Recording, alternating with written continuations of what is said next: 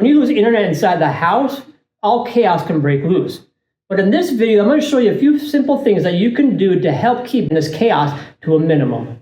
This is one of our ONTs that converts the fiber into Ethernet and telephone. These are the lights that this ONT should have on it. It should have power, CPU, and WAN light lit.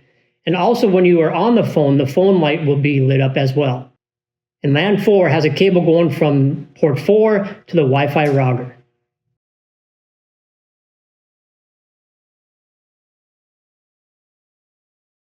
As you can see there, the Ethernet cord is plugged into LAN 4. LAN 4 is what has internet service on it.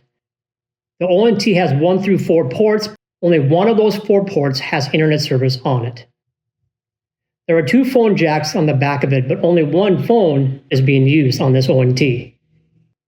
At the bottom, you'll see a black cord. That cord is the power cable going to the battery backup.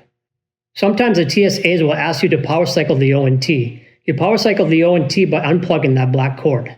The white cord there is the fiber. We do not want to touch that cable. When the ONT is not getting any services, you will see that the CPU and WAN lights are off. Sometimes to fix this issue, a reboot is just what needs to take place. If the lights do not come on after reboot, it is time to call the TSA department. Once services are restored, you will see that all the proper lights come back on. This is our newest ONT. Instead of having CPU, we have broadband. Instead of having WAN, we have service. If services are out on this ONT, a simple reboot might fix the issue just like the other ONT. To power cycle this ONT, it is a little bit different than the other ONT. There is a small black cord coming out of the bottom of this ONT that goes to the outlet. Just simply unplug from the outlet instead of the ONT. Some of these ONTs do have a battery backup. Just follow the black cord from the bottom of the ONT to the battery backup and unplug on the battery backup side. Once the service is restored, the broadband and service lights are restored. If you have phone service and you turn on the phone, the voice light will also be lit up.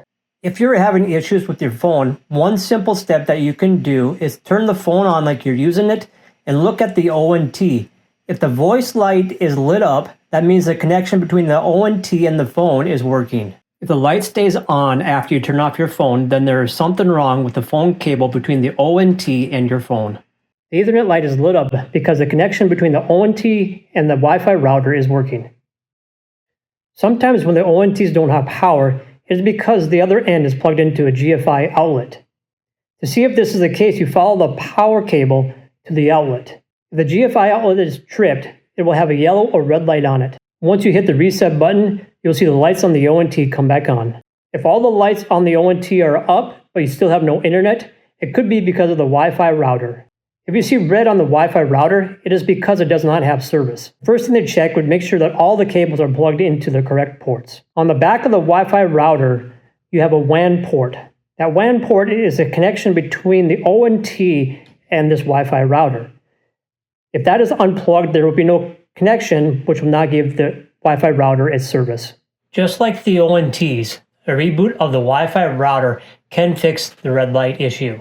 To power cycle the Wi-Fi router, unplug the power cord. It is the small black cord on the back on the very bottom. Wait about 30 seconds and plug it back in.